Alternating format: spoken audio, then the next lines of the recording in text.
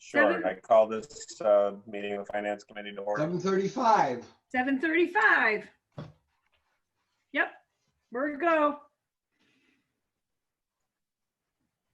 All right. Well, Margaret, thank you for sending out the information that you did, and I appreciate the stuff early and the stuff late. So not late, but and the later stuff as well. So thank you.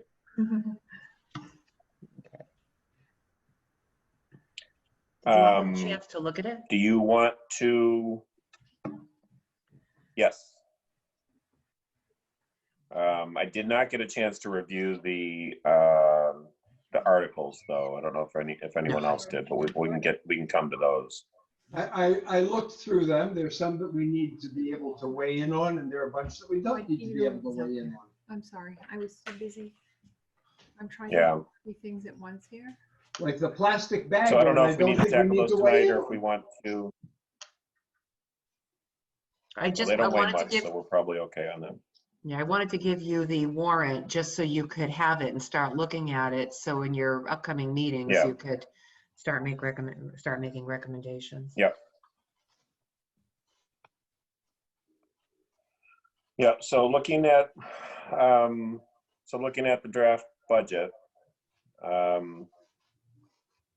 still showing a surplus even with the reductions in local receipts because of the level funding. Am I reading that accurately? You are reading that accurately. Which page are we looking at, please? Page 1.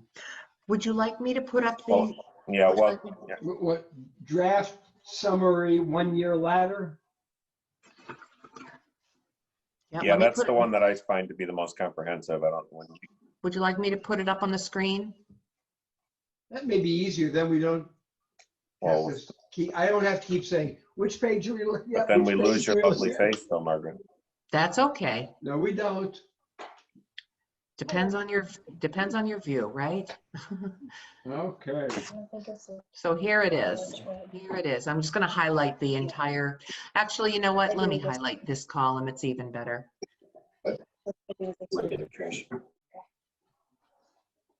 So the summaries. Okay.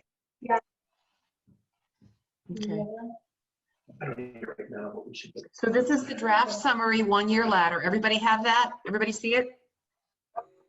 You're showing Yep. it to us. Yeah. Yep. Okay. All right. So, as the summary notes, the administrative finance team met, I think we met last Thursday and spent quite some time. Oh, there's Honey. Hi, Honey. Look at Honey. Anyway, we spent quite some time scrubbing all of the revenues. We looked at a number of different things. We looked at prior and current year actuals. We looked at the state's current FY21 revenue projections as of last Thursday. We looked at anticipated local license and permit and other economic and other activity. And we also looked at what the state trends were in those areas. And so we tried to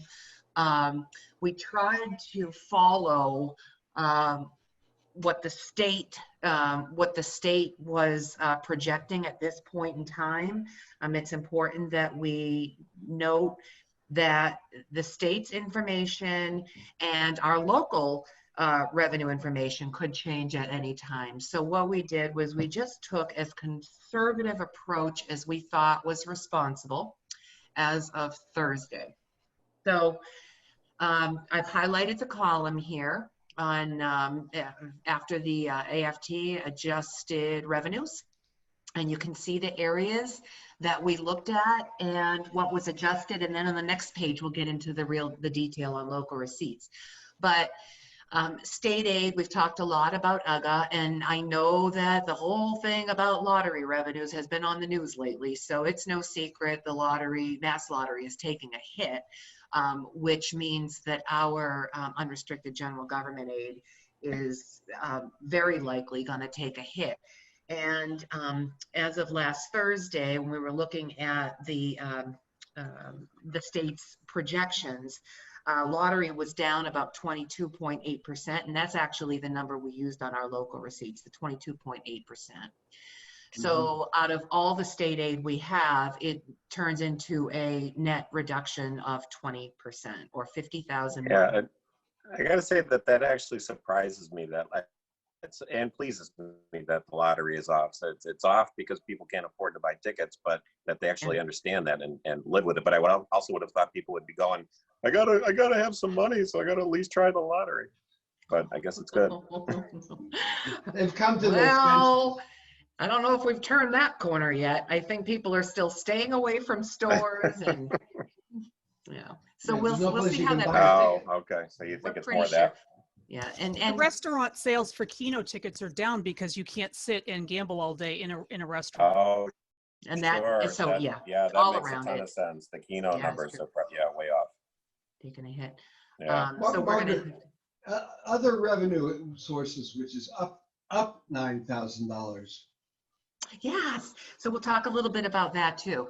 Now, other revenue sources, we just jumped over local receipts, but we'll get to that. The other revenue sources is actually one revenue source, and that is Assessor's Overlay Surplus to fund the DOR's 504 utility appraisals. It's a new appraisal that is required of municipalities, and it's going to cost $9,000, about $3,000 for each major utility we have in town. And it's going to be, my understanding, and Molly could correct me if I'm wrong, but my understanding is that this is a one-year thing.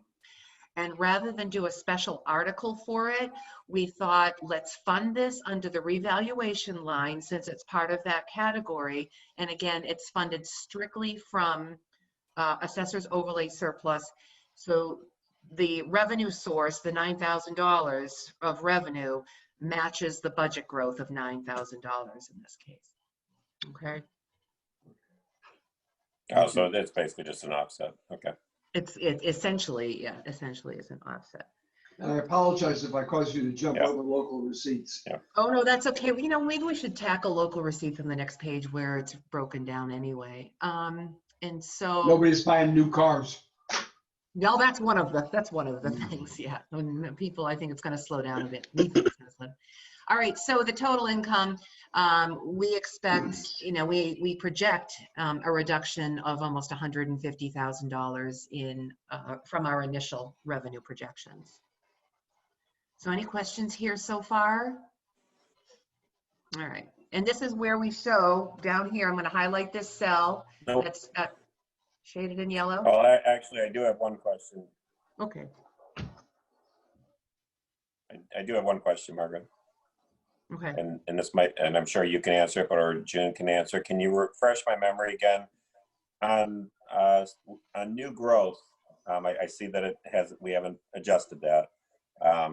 If we were to take that down commensurate with, other reductions, and we're wrong, and it doesn't, and it still comes in at what we thought it was, what's the effect again if we take in more in new growth than what we budget? What is the effect on the assessments, on the tax bills?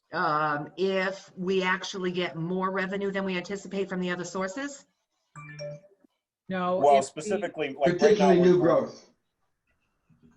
Yeah, because we're saying that that's going to stay the same, whereas we're cutting back in other areas. Mm-hmm. And so my question is, if we were to reduce that by the same, say 30% that basically state aid is off, well, it's 20, but it looked like it was in line with the 30% number there to the right. So if we took new growth down, what happens if it actually came in at the 200? What does that do to our what does that do to the revenue picture? It would just mean that we would wind up having excess levy capacity. Stan, the new growth isn't. So more capacity, but it. Sorry. No, go ahead. I just wanted to say the new growth doesn't impact revenue. It impacts how much tax the town is allowed to levy on the taxpayers. No, it impacts revenue. Well, Because that's Well, a what I'm $200,000 thinking revenue. it's allowed to and actually does. All right, maybe I'm wrong about that.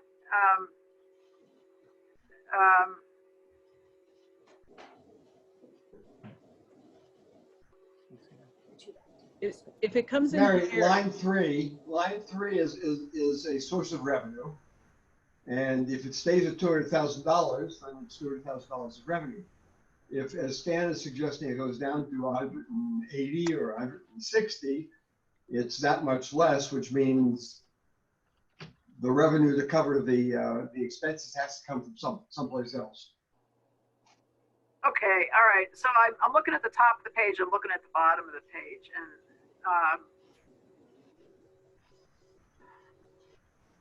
I guess that at the top of the page, it just assumes that we're going to tax and raise revenue on the new growth piece.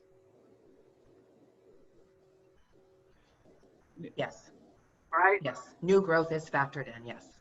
So it's okay, Stan. You're right. I just raised a technical point that. Well, it's not that I'm right. I had a question. So I'm wondering what happens is, so if we budget that number less and it comes in more, do we not need to hit, do we hit the taxpayers less, or does it just go to free cash?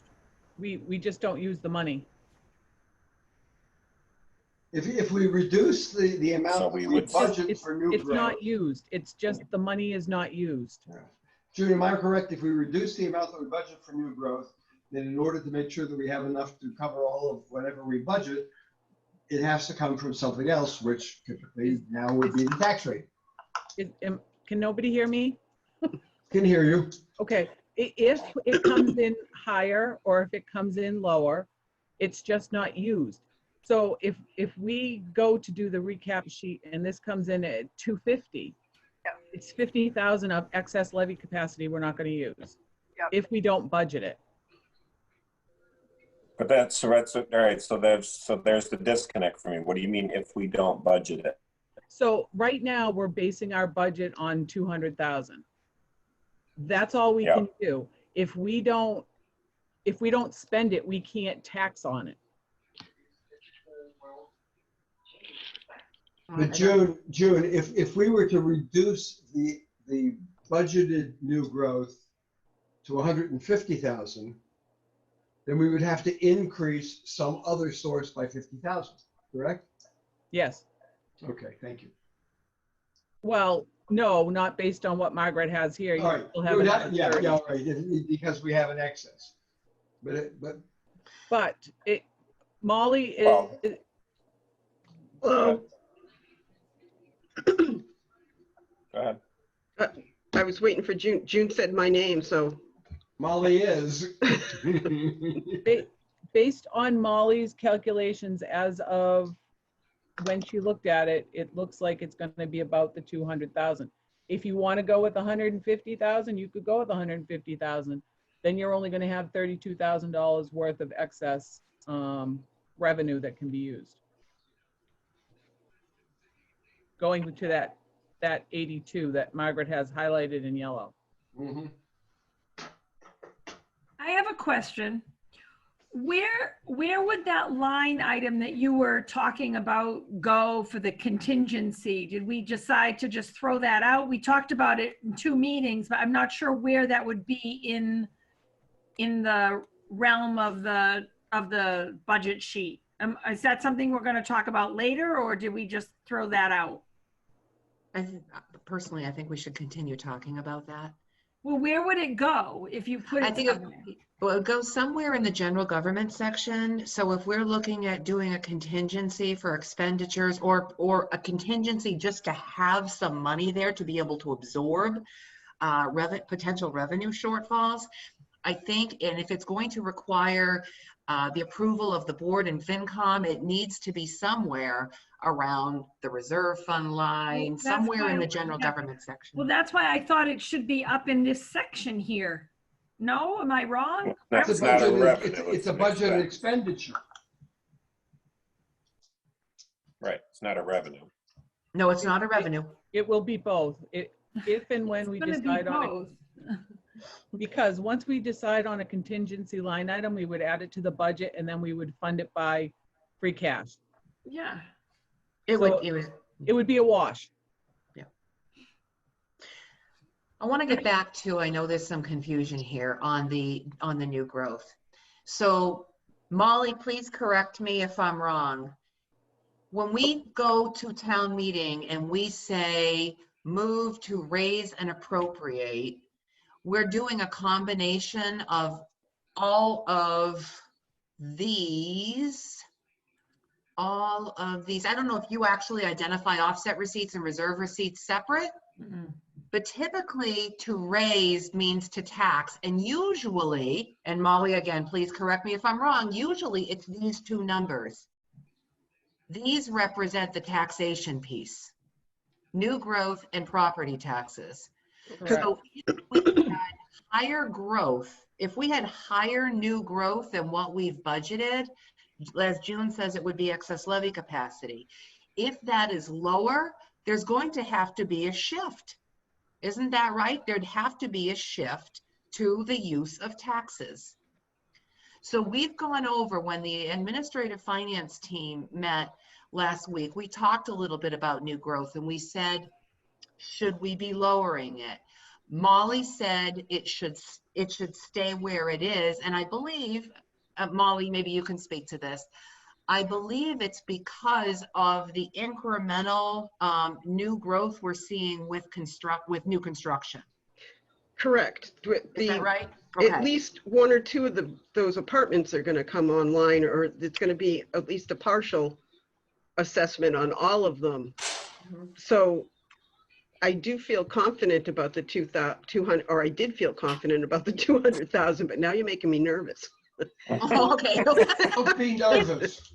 If the apartments don't get filled, Mm. My concern is, even though we're going to say it's new growth, they're going to come back and say, well, they're not filled, so we can't pay this. No, it has nothing to do with them being filled until a year after they're filled and they are generating an income stream. Right now, we would just be taxing them on the buildings themselves. Okay. The value of the buildings.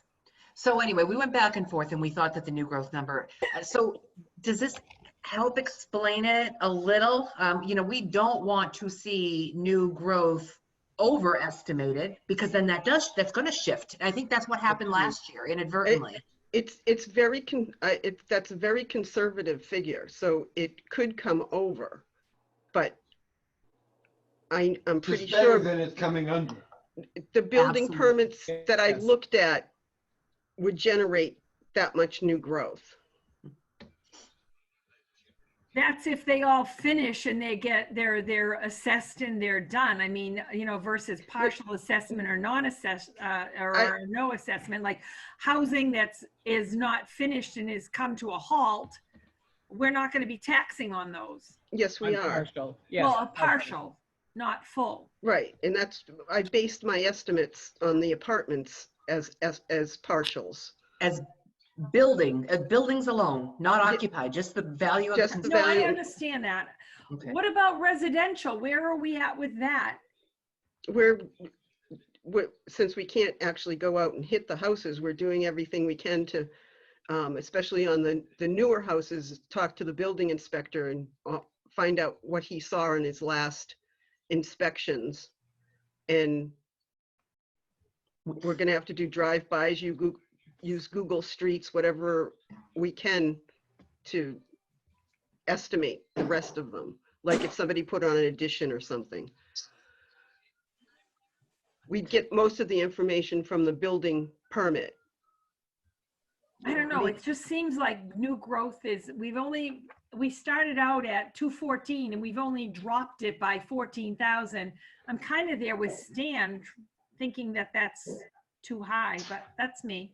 Well, I didn't actually say it was too high. No, I know. My question is what happens to, I guess I've sort of answered my question, or you guys have answered my question, in that what happens to the local property tax number if this number comes in less than what we budgeted? It means that the local property tax number by default would have to go up, because all things That's being what equal, we happened. would need to come up with those revenue dollars. That's what That happened last year. happened in FY20 when the new growth number, I believe it had been what, 380 Three or something. 380. Oh, And it- 350 or something. So that's Okay. exactly it. And that's not the Okay. number that I had given people. Right.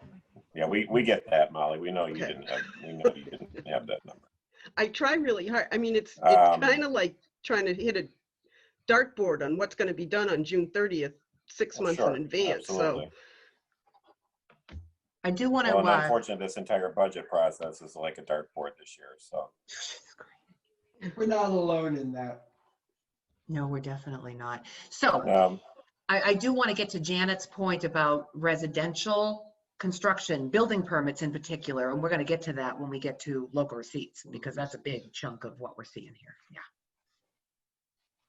So whenever we're ready. Do you have another question? So right now, this scenario is still showing revenue surplus of 82,000. And that's That's right. with these reduced revenue numbers. That's And correct. that includes your new revised approvals from select Yes, it's board that column. on Monday Yep. night. Yep. Yeah. It does. Okay. We can go through the All right. budget sheet. Feel Okay. free to continue. Okay. All right, let's go to local receipts here. All right, so we've already talked about state aid. And I mentioned the 22.8%, that was the state's, that was the current lottery revenue shortfall. So we just used that for now. We're gonna have to see if that turns the corner. So now let's get down to these. First of all, motor vehicle excise. I mean, it's pretty self-explanatory. Mike, would you like to explain this one? Sure, people aren't buying new cars. How's There that? you go. And there is that's perfect. There's an excise formula. So, you know, every car has a value regardless of, you know, regardless It's of. 90% the year that it was built. I don't remember what it goes down to, but it keeps going down. We all know that the vehicles depreciate once they're driven right off the lot. So anyway, all right. So we, when we met last Thursday, we discussed this. We talked about the likelihood that people will be holding on to their cars longer. And so in the first year anyway, we projected a 5% reduction or $26,750 in that line. And it's important to note here too, again, back with Riverbridge, that excise is billed a year back.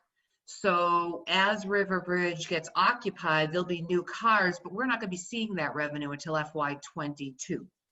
All right, so that's another factor to keep in mind. Meals and hotel room tax, we're estimating that it's going to be down 6.3% from what we had projected. The current year's revenues exceeded the earlier estimates. And because of that, we wanted to kind of stay on this trend. It's not going to be as low as it used to be. The hotel just started, we just started getting hotel taxes, the local option taxes this year. We're not generating much right now, but we know it's going to be, we know there's going to be something coming in, and we are a little bit optimistic here in that we're expecting, or we're projecting, some increased activity in the second half of FY21. And we think the $75,000 number would hold for both meals and hotel room excise if we start seeing that activity in the second half of FY21. The next one. Well, like Mike, you know, it's almost like we have to put a disclaimer on everything at the moment. You know, this is what we're seeing now. But then again, was it just yesterday that the governor extended the stay-at-home order longer? So things are changing on a daily basis. Yeah, we actually, though, Margaret, on the meals and hotel, we were figuring that based on us only having, I believe, a half a year worth of good year. Right. So we So- actually, Okay. we're pretty Conservative. conservative Yeah. as far as us picking that number. That's not we're looking forward to, 3/4 of the year is going to be a good year. It's not. We figured it probably about half. Yeah, I mean, this Q4 is gonna be horrible, obviously, this year. First quarter next year, second quarter next year, but hopefully things will be turning around by January. Yeah, so interest on PPRE and excise. What's that? Personal property, real estate, and excise taxes. You want to talk about that one, I Jim? guess sort of that. Well, we have to take into consideration that normally we receive interest. This year, we're going to be short because we're not charging interest now. We've given people until the end of June to pay their taxes. So depending on the situation, we figured that we would be conservative on this one. Not overly conservative, because if people don't pay their taxes by the due date, I do believe it goes retro, I think is what Dennis was saying. So we won't see it this year like we normally would. We'll actually see it next year in the fiscal year 21 budget, if that makes sense. Yeah. Okay, the next one is in lieu of taxes. So this is a specific payment we received from the Department of Conservation and Recreation. It's for watershed protection land, and the state pays the town annually a pilot payment in lieu of taxes payment that uses an equalized valuation formula. So as values go up, so does the payment. So we don't expect that values are going to decrease significantly. And this year, the payment came in higher than anticipated. And we don't think it's... That's what we're using there as level funding for this year. That's what we actually collected this year. Oh, okay, so it's up 8,000, but that's because what we collected already. Yeah. So that's, Okay. this is the anomaly. This is an increase. So it could be more, June, but yep. does that include the Hudson and Bolton? It does. That's Okay. actually for 3 of them. Okay. Bolton is very small, and the Gates Pond is semi-small. It's not real small. I think it's what, 20,000 or something. So that's all 3 of the payment in lieu of taxes that we receive, but that is the actual dollar amount that we received from all 3 this year. So that shouldn't go down. Okay. All right, now here's the biggie. Licenses and permits. So this category contains everything from dog licenses to alcohol licenses to common vics and various other licenses. But the big nut here is building permits. And so in FY20, in the current year, there has already been a significant decline in building permit revenues since the FY20 budget projections were developed last year.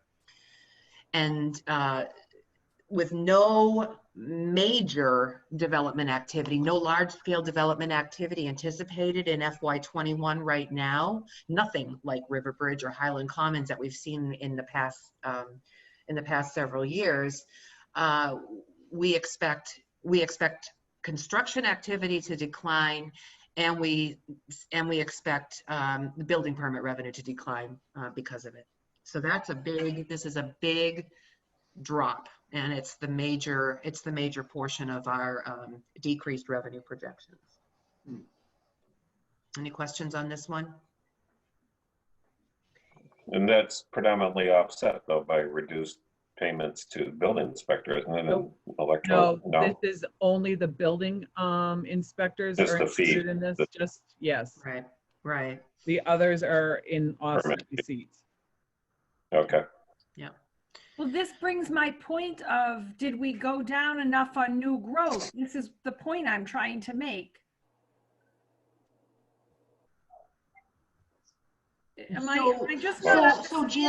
So Janet, building permits could already have been pulled, but the construction activity continues. So it's the actual construction activity. so building permit is issued initially, right? No, Then I the- understand. I live this Okay. life. Trust me, I get it all. I'm just thinking we haven't gone down low enough. That's my personal opinion. I understand it. I'm not trying to sound rude or disrespectful. I get it. I just don't think we've estimated low enough. Okay. Prove me wrong. I'll love it. Well, but this is forecasting into the future, and the new growth is everything that's been already accounted for.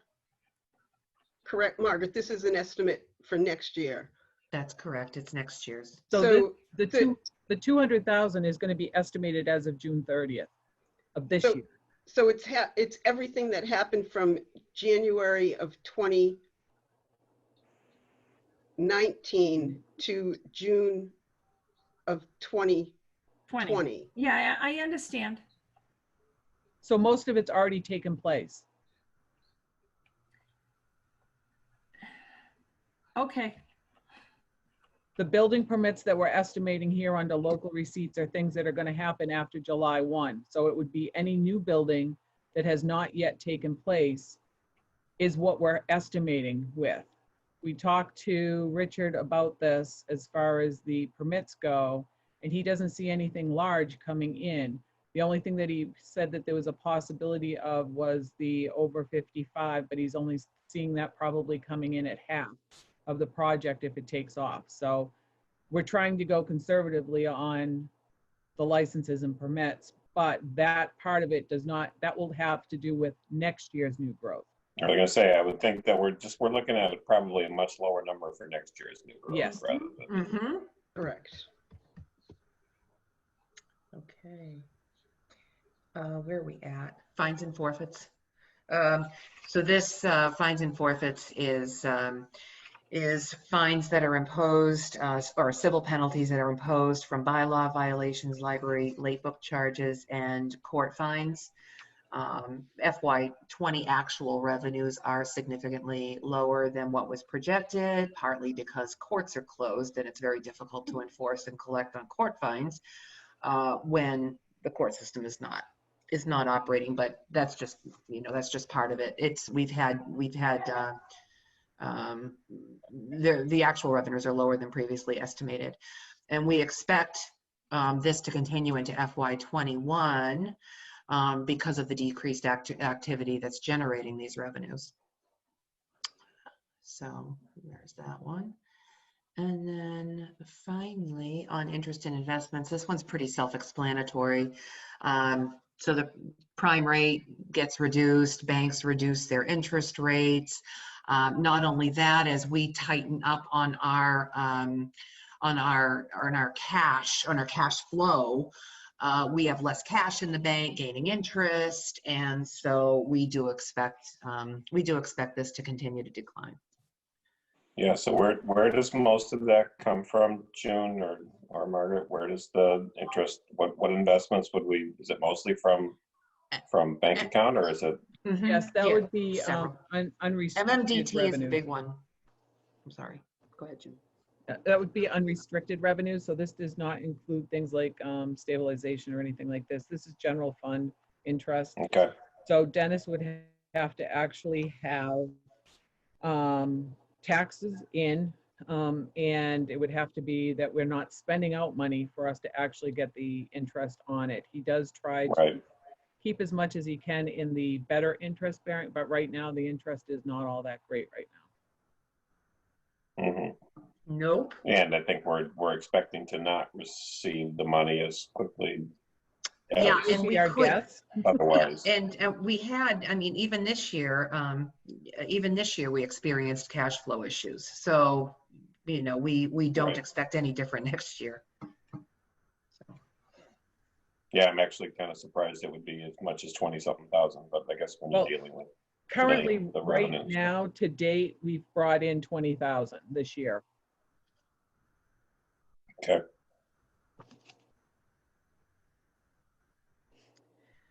so there you go. There it is. All righty. Okay. And you can see down there the assessors, you can see right down here the assessors overlay surplus. So essentially, these other revenue sources are what we consider one-time revenue sources, but they are scheduled to fund one-time expenses in our budget. Okay, so that's that for that. Okay. Where do you want to go now?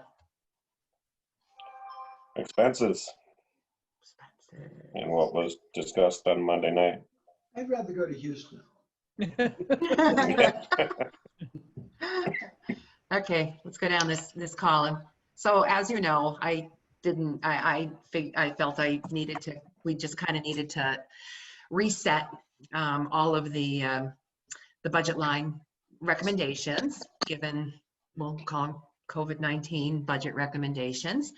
And so I kept the columns here where the Finance Committee had previously made its recommendations and the board had previously made recommendations, just so you could see what you had previously recommended on the original budget request. Okay. So I did, on Monday night, I presented to the board what we'd probably call low-hanging fruit, some. And I marked in this column, you'll see several cells that have asterisks. Those are going to be recommendations that I bring forth next Monday night and to the Finance Committee next Wednesday night. And those are all on expense lines. I do expect some changes to be showing in those cells, but I'll just walk through these with you. First of all, it's a $50 payment. I think there are only 3 cells that I've made recommendations on for wages, and they're really kind of self-explanatory.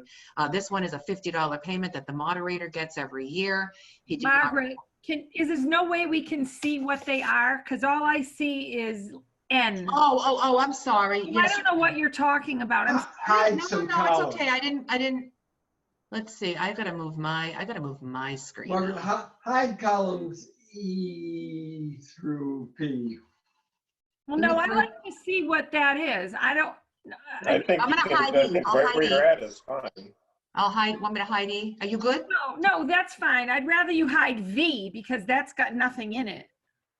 Well, there are some board recommendations here, but if you, we don't have to worry about that for now for this discussion. Let's hide that. There you go. Is that better? Sorry, thank you. Okay, so we're going to be sticking to this column at the moment. Yep. All right, so starting with the $50, easy. It's been $50 for quite some time. He didn't request any kind of a COLA increase, and so I brought to the board the recommendation for $50. Selectmen's, this consulting line is a new line, but it's using funding from other existing lines. So funding from the board's expense line and from legal services has helped to fund this consulting line. And you probably remember when we went through this before.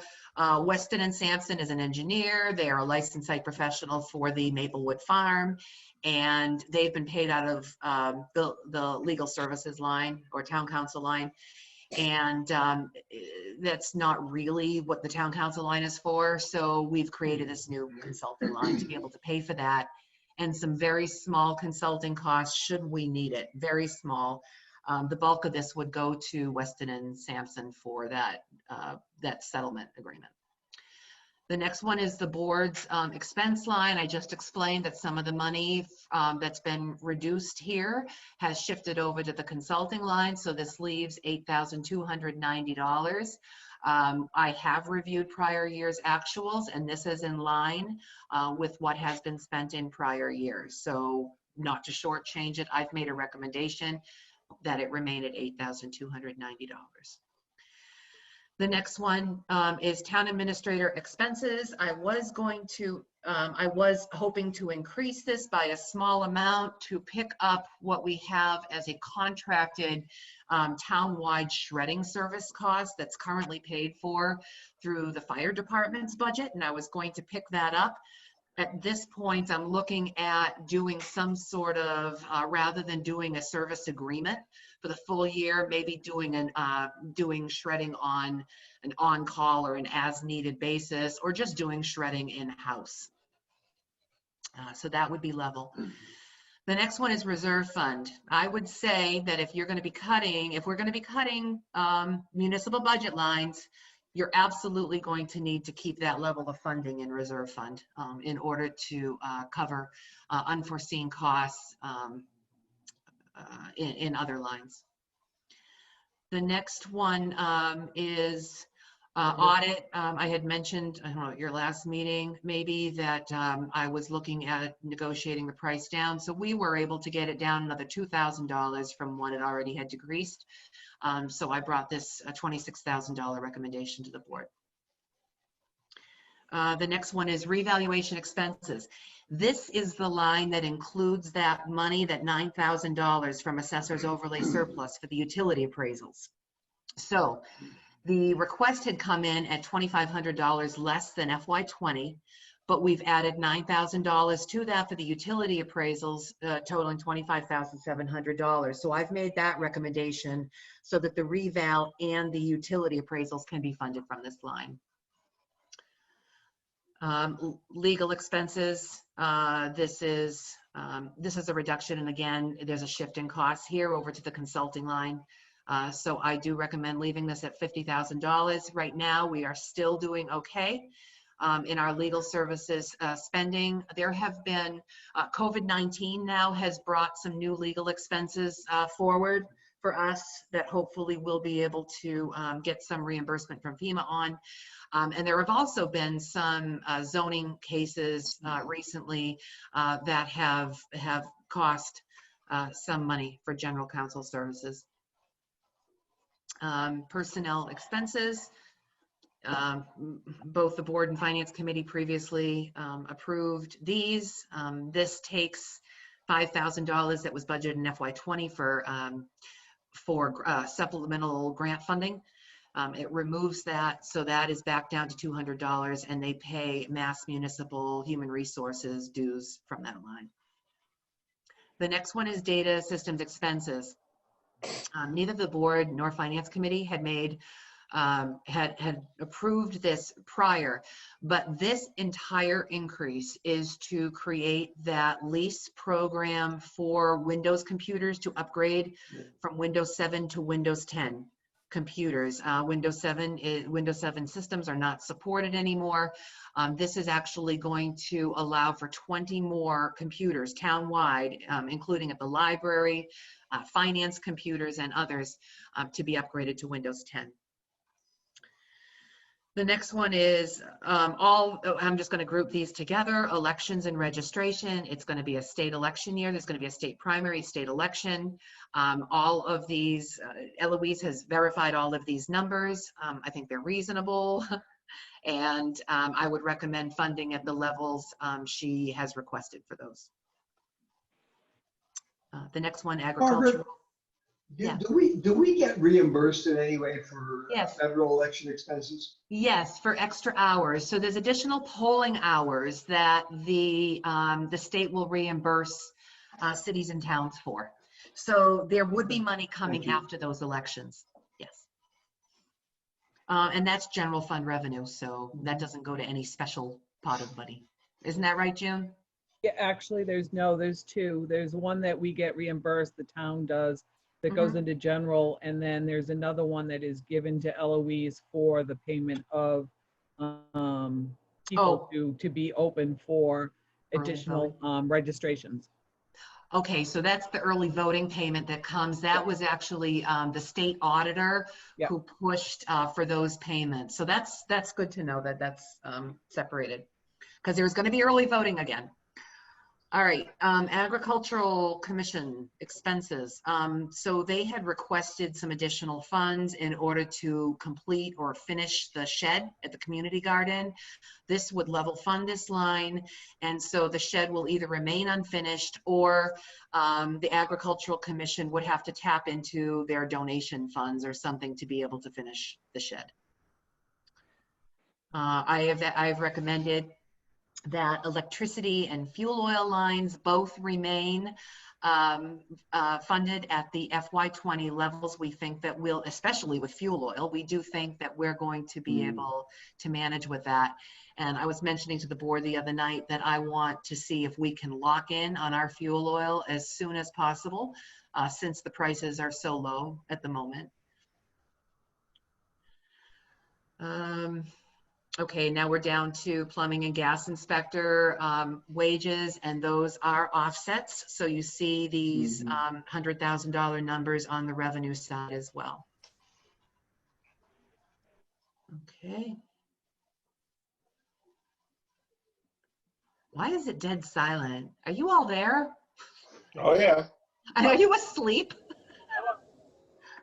Okay. Okay. No, this is just all, this is the non-controversial part of it, Margaret. Okay, yeah, that's right. That's right. Okay. So down to snow and ice expenses. This is really non-controversial. We can't reduce the funding in this line, and we certainly aren't in a position to increase the funding in this line, so I'm recommending it stays level. The next line I'm in is favor of snow and ice. let's hope. I wanted somebody to react. I'm in favor of it too, but Okay. we don't always get what we want. All right, the next line is streetlights. So we had hoped, now that we've switched over to the LEDs, we had hoped to increase the line a little bit to be able to buy a small supply of extra fixtures and replacement supplies in case any of those fixtures fail. But this will level fund streetlights. We don't have a full year history on expenditures for the LED streetlights yet.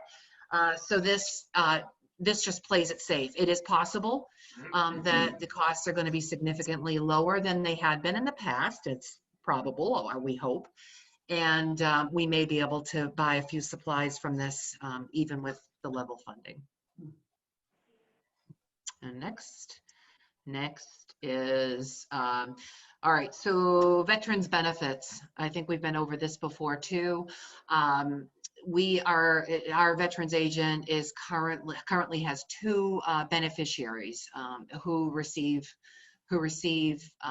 payments under this. The number of beneficiaries could change at any time. So this kind of gets back to the reserve fund. So if we all of a sudden have 2, 3, 4 additional beneficiaries coming in, we don't have an option but to begin paying them when they qualify for the payments.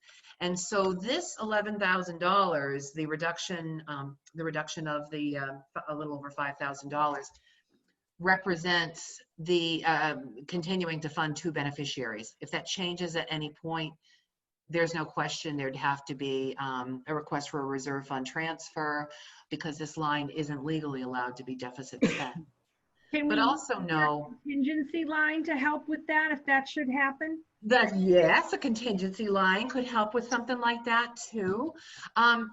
But also it's important to note that with veterans benefits, we do get state reimbursements, but the state reimbursements don't come until about 18 to 24 months after we're spending our money. I've advocated for a long time for the state to forward fund this, but anyway, so that this takes care of 2 beneficiaries. The next one is festive events. It's been $2,100 this year. In FY20, $400 something was spent on wreaths. Keeping $500 in there would at least allow a little bit of flexibility to use funding for some town event or decorations for something. But as I mentioned here, that a line like this, in my opinion, it would be my recommendation that a line like this be reduced before any other lines that are providing essential public services.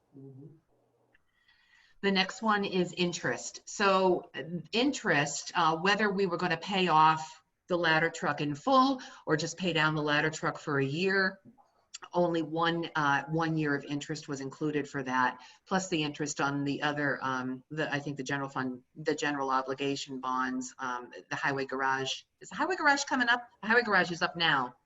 So that's included, the highway garage, the ladder truck. I think that's it. Is that right, June? Yep, that's it. Okay. The only other thing that comes out of there, but we don't pay interest on it, is WPAT out of the principal part of it. Okay, okay. And so that funding is included on the revenues. But just keep in mind that but Dennis did not budget for any short-term borrowing. So if we should run into a Shortfall. as far as cash reserves go, and we can't make payroll, say, we would have to do a temporary borrowing. So that would have to also be funded either through reserve fund or the contingency if we have that set up. Yep, thank you. Thank you. I am still going back and forth, and I mentioned this to the board the other night. I am still going back and forth about whether to recommend paying off the ladder truck this year or just paying down a year. The full amount, whether it's a pay down or pay off, would be coming from the public safety mitigation funds. Paying off this year will avoid about $4,000 in interest. Paying it down this year would add that $4,000 of interest next fiscal year. And that ladder truck would still be on the tax levy next year. So I'm weighing that, and I'll have a recommendation on that next week. The flip side, paying it down leaves about 115,000 plus available in public safety mitigation funds for any extraordinary and unforeseen public safety expenses. So that's the flip side. That would be the one benefit, I think, of just paying it down as opposed to paying it off. Margaret, does that include our using some of the public safety mitigation fund for operational expenses? That we're using over $200,000 for the, okay. Yeah, for 3 staff. Yeah. Okay. Okay. The next one I recommended is CMRPC. This is an annual assessment to the town. We get this money back tenfold in they do district local technical assistance. They provide us with all kinds of grant assistance. They give us local, they have LTA, local technical assistance hours by primarily Tim Wheeler or other participation in CMRPC events. So this is a very, very small assessment for what we get in return. Just, I have $4,000 that goes to CMRP for our maps and whatever That's maps. a separate, right, Yeah. that's a fee, yeah, that's Yeah. a separate fee service, yeah. Thanks, Molly. The next two, and the only other two that I am prepared to make recommendations on in the intergovernmental assessments are the Assabet Capital Assessment and the Toronto Capital Assessment, and that's because both of these are debt service, and we are going to be obligated to pay our share of the debt service. The Berlin Memorial Capital Assessment, on the other hand, is outright purchases. And so it's not debt service. And so I'm not prepared to make a recommendation on that at this point. And as you know, I have been in communication with our school districts, and I am hopeful that they will revisit the budgets that they voted prior to COVID-19, understanding what their member towns are going through. Okay. So the next section, I made recommendations on all of these lines. These are essentially non-discretionary lines for insurances, for retirement, and for Medicare payments that we're required to pay. And so I've made recommendations on all of those. So as I said when I started, these were what I consider to be the low hanging fruit. There will be changes on other lines coming forward. All right. Well, for one, I mean, I don't think we can vote on it piecemeal as we've kind of done in the past and said, you know, we can take take some of the low hanging stuff. I mean, I suppose we could, I'm not sure what the benefit would be to that at this point. I really feel like I almost feel like we're just going to have to make general assumptions about the whole thing and then go from there. Like I don't see any point right now in voting on anything piecemeal. What's the rest of the committee's feelings on that? I'm with you on that, Stan. Totally agree. How do you plan to tackle, can I ask a question through the Go chair? ahead. How do you plan to tackle the school assessments? They represent about 90% of what the growth would be in our budget. So how do you plan to deal with those? Well, do we have an option? That's one of those things we Yeah. can't really do anything about, correct? No, you could say, you could vote a lower number, and voting a lower number would essentially be a no. Or you could not vote it, or Boylston is actually having their town meeting a week before ours. And so if Boylston doesn't vote it, that means the school committee is going, the Berlin-Boylston School Committee is going to have to go back and revisit their budget.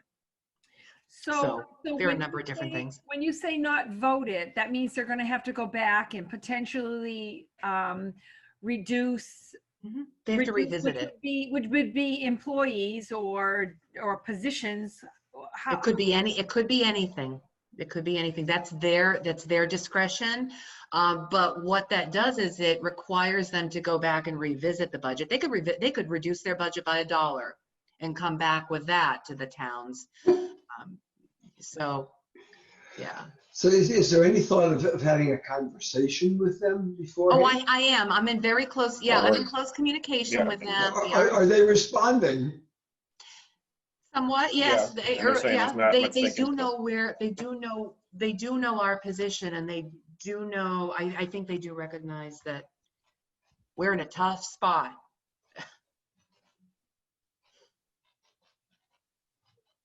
And so are they. And so are they. Yeah, but I hope that we don't sort of put everything on everything other than the schools.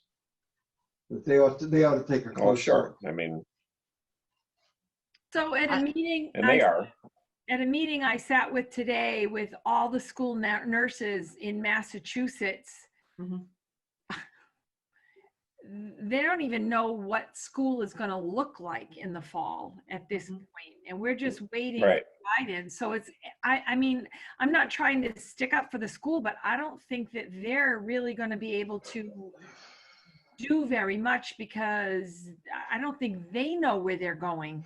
And that's kind of the take I got. I might be wrong, but from what I heard today, I mean, we're all just waiting to see what DESE has to say, and what are we going to be doing in the fall, and what is it going to look like? I think they're in the same situation as we're in, is all I'm basically saying. It's all a what if, unprecedented, you know? So Janet, is there some probability that the schools will not be open, as in people attending in person in the fall?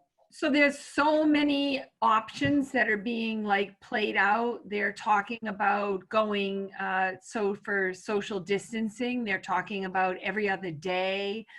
They're talking about open a week, closed a week. They're talking about continuing with. How do those help? Open every other day, open a week. I think it's a cleaning thing. I don't even know. I mean, these are just like, you've heard so many different options, and then they're thinking about, what about the parents that aren't going to send their kids to school? And now you've got that whole, everybody has to be educated. And, you know, I just think we still have, the take home was, we still have to wait this out a few more weeks before we can even see where we're going. Unfortunately. And then they saying equipment at school. Okay, there was one thing. Okay, now you have to have enough PPEs if you should have a case in the school. I don't have enough. My office doesn't even have PPEs. And when I talk PPEs, they're talking foot covers, gowns. So there's another whole expense that the school is going to have to absorb They're talking about potentially taking temperatures. We don't even have a gun, an infrared gun, to be able to take distal temperatures. You know, they're saying, oh, now you can't take this type. I mean, it is so in the air, and that's just a little tiny piece of it. I mean, and this could all be a waste of everyone's breath. Maybe we start in September and we go back the way we go back, you know? So I wouldn't expect it. I do, yeah, I understand that schools are facing the same great uncertainty that cities and towns are. But what I'm trying to say is that disproportionate cuts to municipal services, that's not sustainable, and I don't see that this is going to be a 1 year. I don't see that this is going to be a 1 year issue.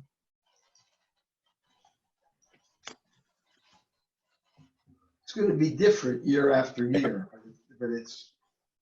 I think we're going to be seeing a decline beyond FY21. I think FY22, we're still going to be seeing some impacts. Yeah, I'm working on this for colleges and universities. Yeah, I would agree.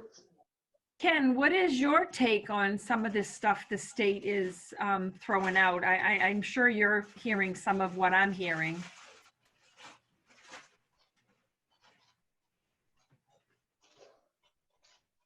Chief? I'm sorry, I didn't hear that. I couldn't hear that. Sorry. I didn't know that you were talking. He's to me. absorbed in the conversation. No, I knew it was Gina talking, but I couldn't hear. But I go said, ahead, Gina, one more time. no, that's okay. I was just talking about my meeting today with all the nurses in the state. And I said, what is your take on some of this state information? I mean, we're still kind of up in the air as to what, we don't really have any answers yet. Are you in the same area as I am at? I'd have to say we're in the same boat, Janet, because even our lead agencies like MEMA is functional because they have to be because of the COVID. The Fire Academy which is a lead training agency, is shut down, you know what I mean, completely until things get to a point where they feel they can reopen safely. And there's a lot up in the air, and I think you explained it very well. Thank you. Yeah. I think there's a lot that's still hanging that no one knows. It's like no one's got a crystal ball that can judge this. It's just a new norm for us, and it'd be interesting to see where it goes.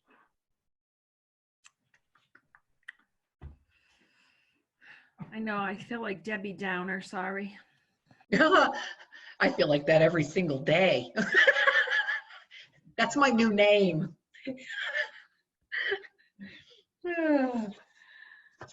It's okay. It's good to know I'm not alone, Janet. So Margaret, where does this, where is our school assessment number that's in your, where are we at? Oh, let me pull that. Let me Budget pull up with the school assessment. Let me pull it up again. Hold on. Ooh, yeah, there it is. Okay, let me scroll down here. Hold on here. There we go. Schools, right here. Okay, Berlin Memorial. There's the FY21 request. It's up 259,325 or 8.4%. Berlin capital assessment is $120,000, up 68,000. Tohoto is actually down. So Tohoto assessment has gone down almost $100,000. And then there's Assabet, due to increased enrollment. And so they're up $126,204.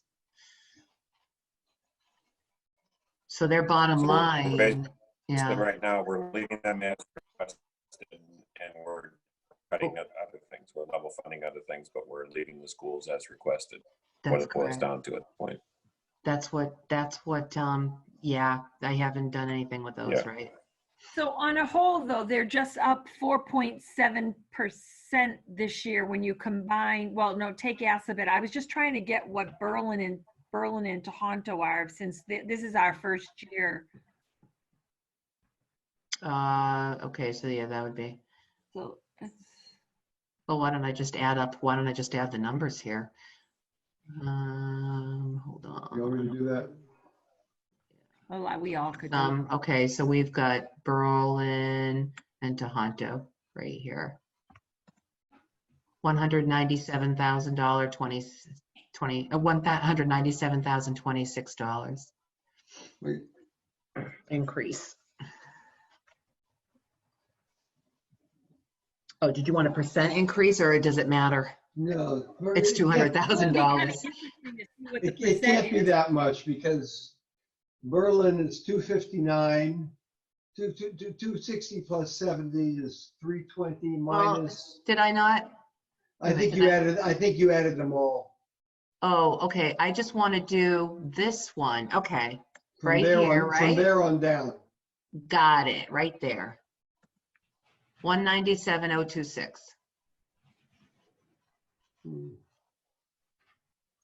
Surprised.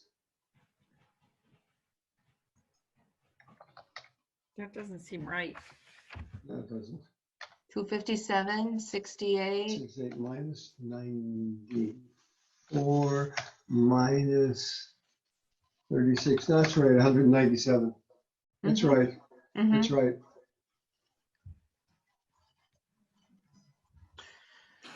Yeah. So at the bottom of the sheet, I noted the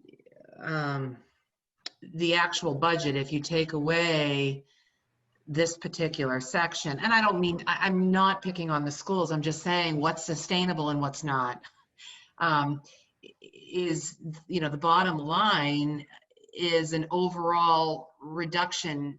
There is our total, right? That's the budget total here in this reduced budget scenario column.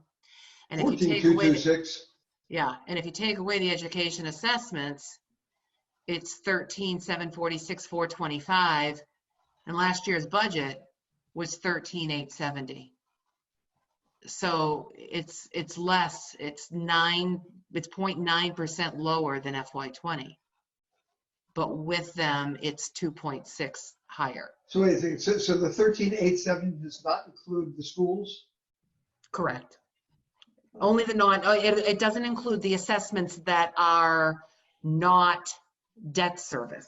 It only includes the debt service assessments. Let's put it that way. Why have you just got BMS? Why don't you have Tohoto? Oh, no, that's just the capital assessment. So if you just disregard that completely, this is the bottom line. I'm pointing to it and you can't see my finger pointing to it. This is the bottom line of that column. And if you just disregard, those are just notes on the side. It's total line, column total here.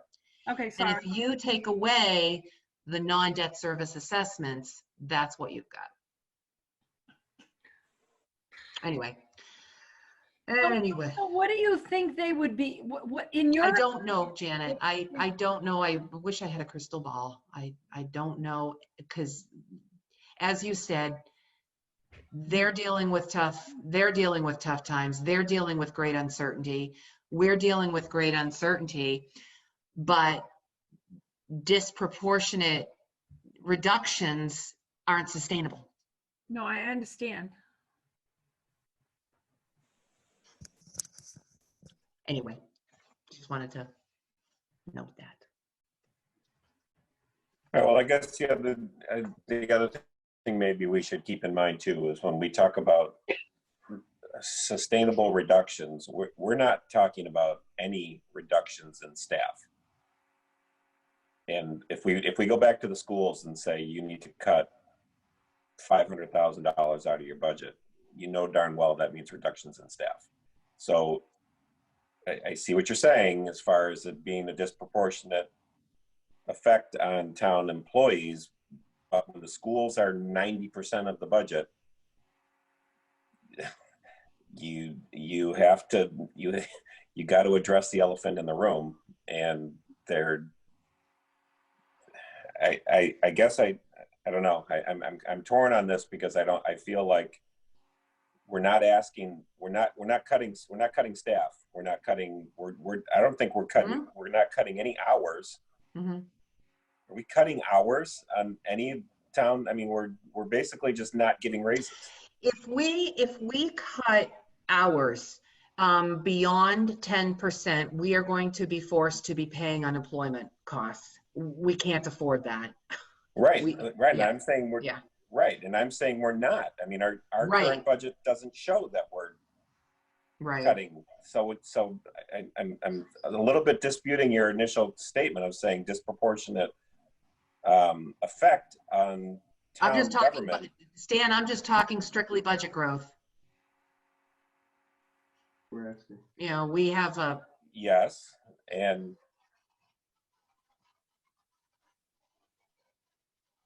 okay, and I would argue that over the last 4 years, every single town department has grown by probably exceeded the schools as a percentage. So it's growth all over the place. mm-hmm. And it's probably time to start tightening the belt because we kind of have to. That's my personal opinion. So Stan, I'm reading between the lines. If what you're saying, and correct me if I'm wrong, or what you're alluding to is, it's hard, and I'm kind of, I think, there with you. It's kind of hard to say to the school, okay, we want you to reduce your budget. We know it's going to be employees, but as a town, we're not going to do any employee cuts because we can't afford to. Am I? Well, that's basically, yeah. Well, I mean, we you are can also, say let's in a not, vacuum that you tell this. we have, So you can say in a vacuum that the schools don't have to reduce labor, but you know they're going to. And who pays the school unemployment? The school system. We're not obligated to any of that now because of the district. I'm a little confused here. Yeah, on in No. the past, we used to pay for the school unemployment when they used to lay people off, or they used to get rid of them in the summer. Right. We used to actually pay the unemployment, but now that it's regionalized, it would just be rolled into the assessment and we wouldn't see it directly. Well, somebody's paying it in eventually. Yeah, it would be Right. It's a part of our assessment. their assessment. We wouldn't see it as a separate type of a expense. It would just be Right. part of their overall assessment. So if they're paying unemployment, their assessment's going to go up. Is that correct? Correct. Yeah. mm-hmm.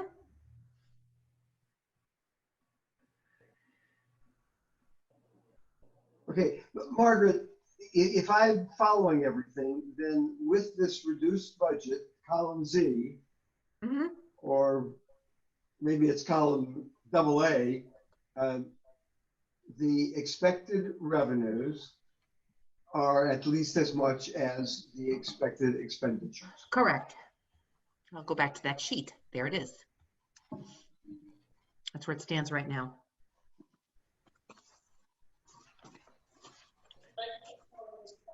I expect we're going to see some, I expect we're going to see some, Wait, so wait.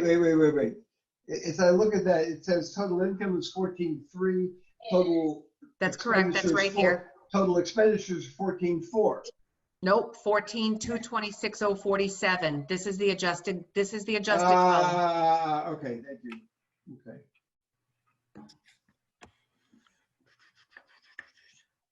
And that's with the schools at their original full budget. Correct.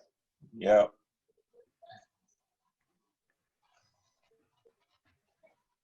So we And I do we don't have a critical issue here. We don't have a critical problem. No. I think there are going to be additional adjustments in the town's budget lines. So Going up, going down, going down. expenditures going down, or Yeah. revenue going down. Yeah, I think I'll be making some more recommendations that more lines will be going down. So again, we don't have a Maybe. critical problem here.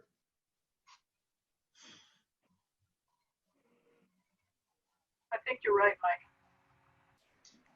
No, but it also goes back to, you could also say that, you know, with town growth over the last several years, we've basically just gone along with it and funded it instead, because we've got the ability to tax, and we pay those increases. So we just do it. and so part of it says, well, so do you, just because that's what they ask for, is that what you give them? I mean, you can't always go that route either. You can't always just say that we just hand out, because we don't have a deficit at this point, doesn't necessarily mean that we just give those particular groups what they're asking for. Doesn't mean we can't ask them to also tighten their belt. But what Margaret has in column whatever this is, M, is basically no increase. I mean, it is no increase other than in things like, you know, we still have to pay to have the trash hauled away, and it's going to cost more. Mm-hmm. Right, but we're asking the town government, we're asking town employees to not take a pay increase, but with the school budgets could very well be adding pay increases for their, and we're just going along with it because we're showing a surplus based on on reducing town. Oh, yeah, but I mean, raises. to be fair to the schools, I don't know, and they very well might open up their contracts to be negotiated again. I don't know that. I think this is going to be a tough year for all of that too, and it's unfortunate that we're hitting this with COVID, but I know that there was some disparities between Boylston and Berlin, between salaries and insurances, and you know, it's going to be a tough.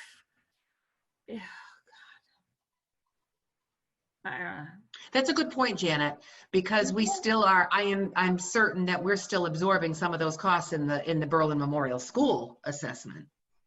Definitely. Yeah, I mean, I know that there's no health insurance beyond, you know, for Berlin, and yes, there was in Boylston, and I know that was a huge tipping point when we did this whole combining of the schools, and Berlin teachers were being paid more than Boylston teachers, and because we didn't have insurance and they did, and I mean, you know, it's going to be this.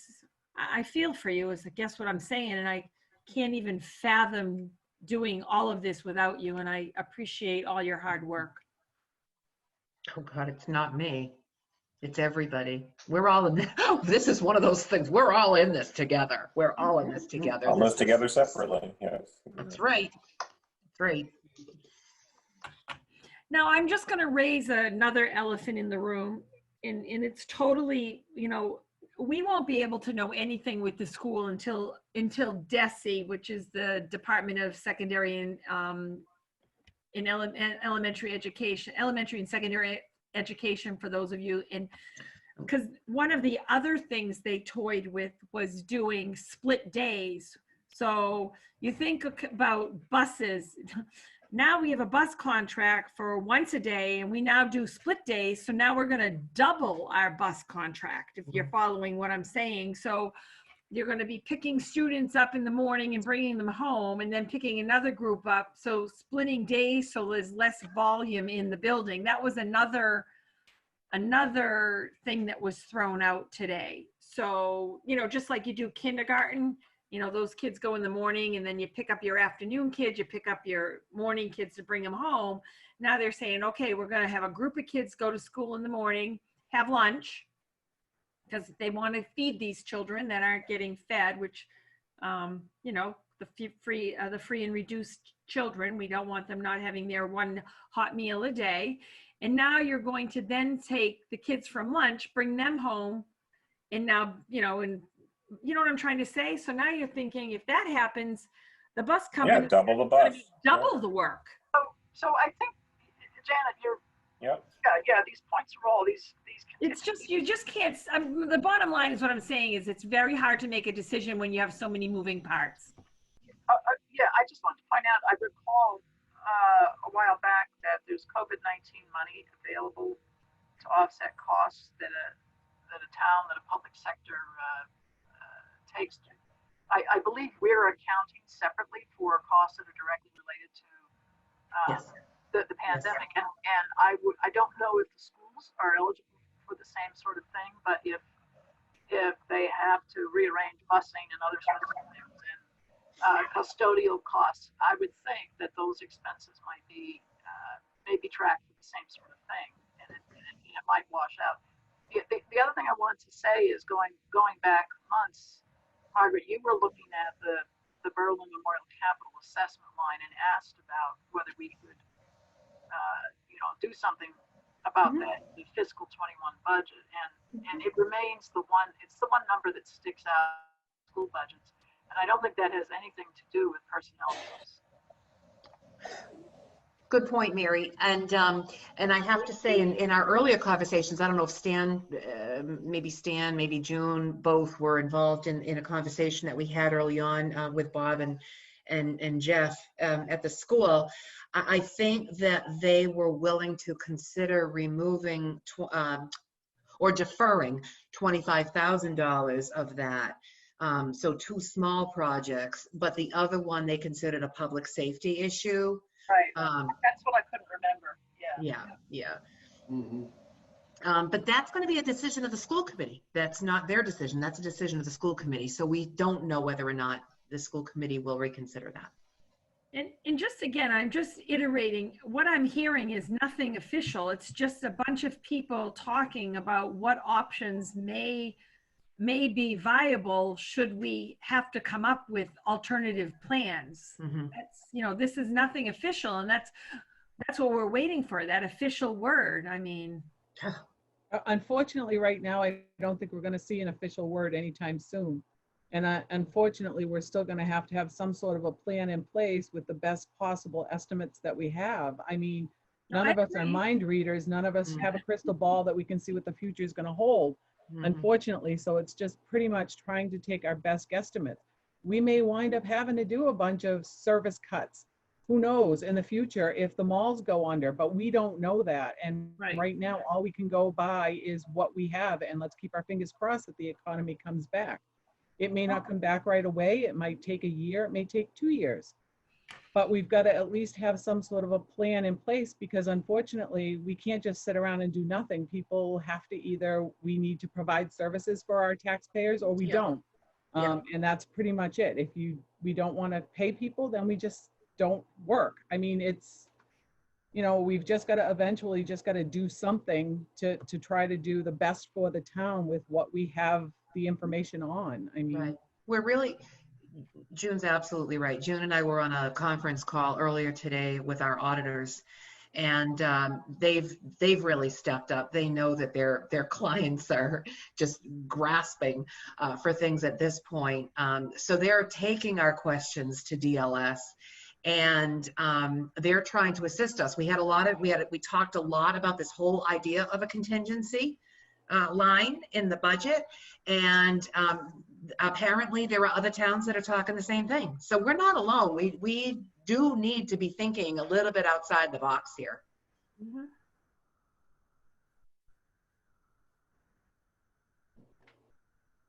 All right. Well, is there anything else we can actually accomplish this evening?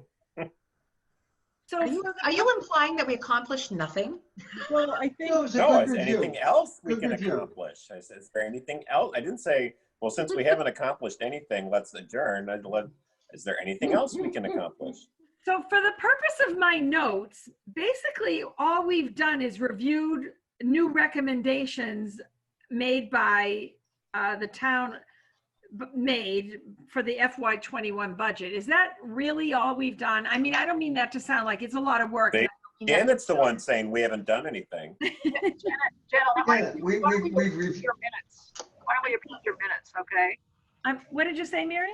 Why don't we approve your minutes? Oh, yes. Yeah, we need to do that. But Janet, we've reviewed the revenue, the revised revenue forecast, and we've reviewed certain expense categories. I know, but there's nothing else we talked about. We've just basically reviewed the We're the budget committee, so looking at the budget numbers. There's nothing. I'm trying to make my notes at least so people know what we talked about. The budget. Budget. That's what I said, budget. Thank you. I just didn't want to miss any key pieces. I'm sorry. You did revenue updates and re-looked at some of the line items. What was that worded? Revenue updates. I got that. Yeah. And some line items. You reviewed new recommendation of line items on F21 budget. Yep. All right. Yep. That's exactly what I had. Okay. You got it. Minutes, Stan. Have we all had a chance to review them? Yes. I think there's an error though, and I'm not sure, but I believe Mary Arata was at both of those meetings, and I think I left her out. Am I correct? Well, I'll say she was the administrator on the last one, wasn't she? Yeah, I think she was administrator on, no, but I think she was present. Am I right, Mary? Mary hosted last time, didn't you? Or yes? She shook her head, yes, Yeah. you were right. All right, so I have to add her to our I'm just gonna put her under visitor. I don't know what to put her. Host. Host? Host. Okay, host. Yeah. She's the hostess with the mostest. Zoom With host. the mostest, She's the that's right. Zoom hostess with the mostest. Okay, so that was both for the fifth. He's the zoomiest. She's the zoomiest. Yes, indeed. I think we were still on WPI on the 15th, weren't we? Mike, didn't you host or no? 15 and Oh, 22. I'm sorry, Mary, I had to look at the calendar. What did you say? That's okay. I thought we were still hosting on, Mike was still the host on the 15th, but I'm not sure.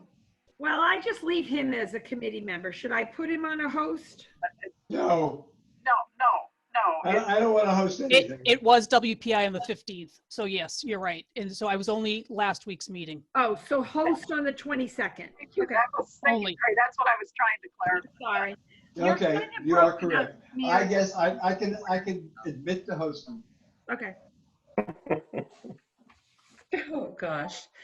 I don't know. Getting a little bit strange here. Punchy? A little Yeah. punchy? Yep. No, that's what happens after an hour and a half.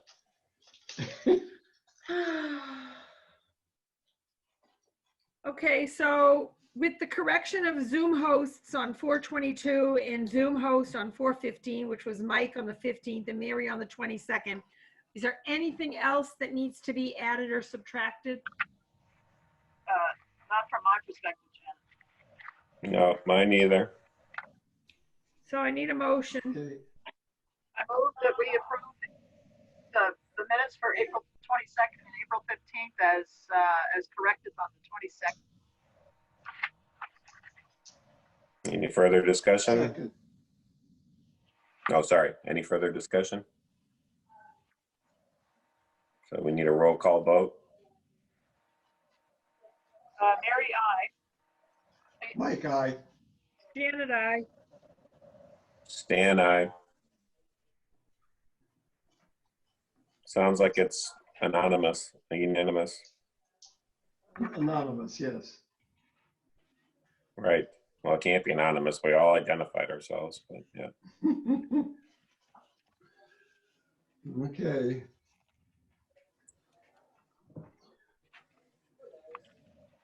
Shall we move to adjourn? Well, unless there's any other Do we have business any- that any other committee members feel we need to address, or any other members of our audience. I don't think we have any, so I just want to make sure I see 10 participants. And the only ones, I got Mary, Ken, June, and Molly and Peg. Mary, Ken, June, Molly, and Peg. Is that correct for visitors or hosts, visitors? So, and you've got the committee and Margaret. Yeah, well, that's a standard. All right, I just want to make sure we're You at. had what'd you say? You had Molly? Yeah. I got Mary Molly, and Ken, folks, Peg. and then I have Peg. She Molly, gave 5 names, so and that's Ken. the 5 of us and the 5 visitors Yeah. creates the 10. Right.